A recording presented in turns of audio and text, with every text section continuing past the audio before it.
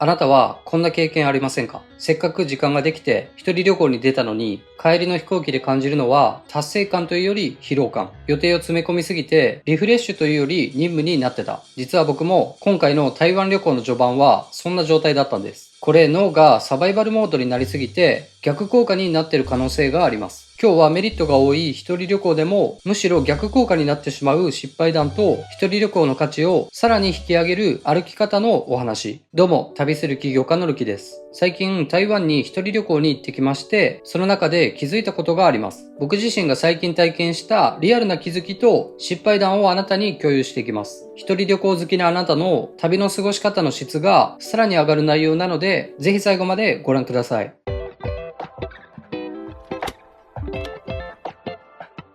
一人旅行が逆効果になる失敗談4選。1、予定を詰め込みすぎる。今回の台湾旅行、実は出発前から NG 行動が始まっていました。バンコクで会社関係の書類を揃える必要があって、まずは昼から日本大使館へ。申請を終えてカフェでパソコン作業をして、時間に間に合うように空港へ行きました。この時僕の脳内ではリフレッシュではなくミッション遂行モードでいっぱいでした。無事に飛行機に乗れるか、書類は大丈夫だよな。旅に出ているはずなのに大使館での書類申請という慣れない予定を被せたせいで脳は常に緊張しっぱなしのフル稼働状態になってたんです。これだと仕事と同じなんですよね。脳科学的な視点で見て、なぜ予定を詰め込みすぎることが毒になるかというと、脳には集中して作業をこなす時に働く回路とリラックスして内省する時に働く回路、デフォルトモードネットワークがあります。予定を詰め込みすぎると脳はずっと前者の戦闘モードのままです。すると新しいアイデアが湧いたり自分を客観視したりするための心の隙間がなくなってしまうんです。この解決策はシンプルで、予定を詰め込まないこと、そして時間に余裕を持つことです。今回の旅で僕は痛感しました。ついつい一度の旅だからといろんなところに行きたいと予定を詰め込みたくなる人もいるかと思います。ただし詰め込みすぎると旅の目的は任務に変わり、脳は常に戦闘モードになって疲弊します。旅の中でもこの時間は予定通りに動く、この時間は余白をただ楽しむ、こういう風に分けると脳を再起動させたりリラックスもできていい旅にできると思います。2、すべてを同じ拠点にする。失敗談の2つ目はホテルの拠点の選び方です。今回僕は台北の中でも一番賑やかなシーメンディンのホテルを拠点にしました。東京でいう渋谷的なエリアでアクセスは抜群だし、ホテルを出ればすぐに飲食店もマッサージ屋さんもカフェや雑貨屋さんも何でもあります。でも逆に言えば一歩外に出ればネオンと喧騒、そして大勢の人の大都会。そうなると脳は無意識に外からの刺激を処理しようとして常にオンモードを強いられてしまうんです。便利な場所にいるはずなのにどこかずっと気が張っている感覚がありました。ホテルは幸いにも路地の中に入ったところで夜も静かだったんですけど、脳は都会のど真ん中にいることで完全に休まってなかったのかもしれません。そしてそこで襲ってきたのが予想外の孤独感でした。僕、孤独感って普段感じないし、タイにいる時もそこまで感じたことないです。しかし今回の台湾でそれを感じました。なんで自分が孤独を感じたかを AI 分析して考えてみたんですけど、都会は誰かと楽しさを共有することを前提としたエネルギーで溢れているからです。周りは複数人で楽しそうにしている人、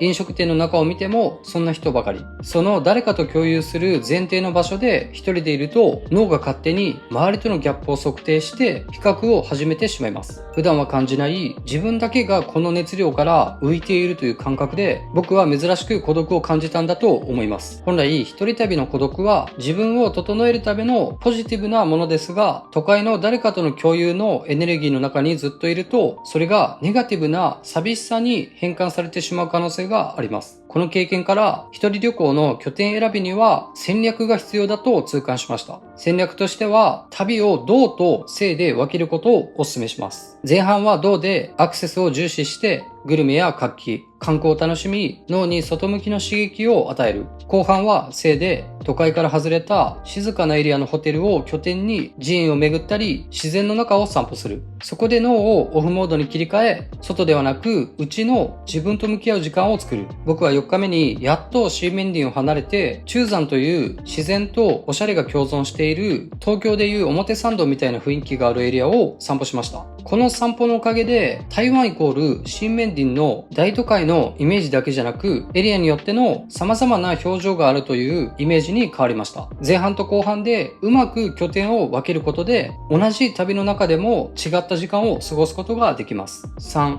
効率を求めすぎる。失敗談の3つ目は、旅に効率、スマートさを求めすぎてしまったことです。特に台湾は、店によってオーダーのシステムがバラバラなことが多いです。そこでスムーズに頼めるようにと、常に脳をフル回転させて、前の人の注文のやり方を観察したり、Google で調べていました。でもこれが大きなミスで、脳にとっては重労働になるんです。ここは QR コードで頼むの？ここは紙に書く？商品を自分で取るのか、口頭で伝えるのかどっち？みたいな一つ一つに脳をフル稼働させて対応していたので、正直食事を楽しむ前にヘトヘトになっていました。で、それが億劫になってシステムが分かりにくい店は避けていたんです。これ僕が経営者ということもあってか、完璧にこなそうという効率重視のマインドが逆に旅の楽しさを奪っていったんだと思います。なのでこの対処法としては、とりあえず並んでなんとかなるくらいの余裕があればもっと楽だったと思います。観光地だと特に外国人観光客への対応もスタッフさんが慣れているのでちゃんと対応してくれるでしょう。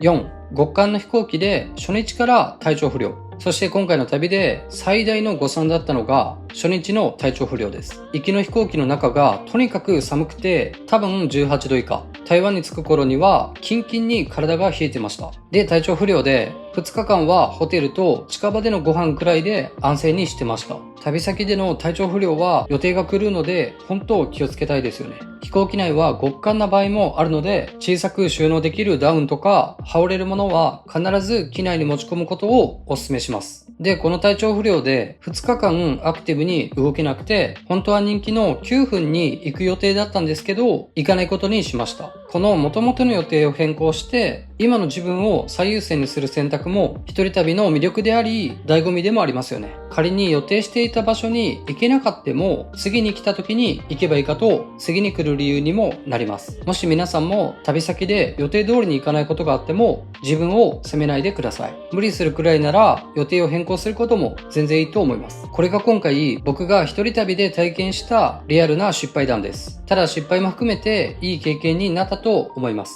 で、次に今回の旅での2つの収穫がありました。1つ目の収穫は海外の電車に乗れるようになって他の国でも応用できたこと。僕は海外の電車はルールや乗り方、決済などややこしそうでこれまで避けてきました。移動はタクシーかチャーターか売宅でした。けど今回は台湾の空港からホテルの最寄り駅まで電車で行ってみようと悠々カードを購入して乗ってみたら全然余裕で行けました。日本と変わらなかったです。で、バンコクでも電車はよくわからないからこれまで避けてたんですけど、台湾からタイに戻った時に台湾でも電車乗れたしとバンコクでも試してみて簡単に乗れたんです。他でもできたからここでもできるみたいな新たなできるの応用を学びました。二つ目の収穫が台湾で味わったタイムスリップ。これに関しては台湾ならではかもしれませんが、台湾の街並みってどこか昭和や平成初期の日本っぽさがあるんですよね。だからそんな街を歩いているだけで懐かしい気持ちになって、ふと歌詞のゾーンのシークレットベースが聴きたくなって聞いてみたらあの頃にタイムスリップしました。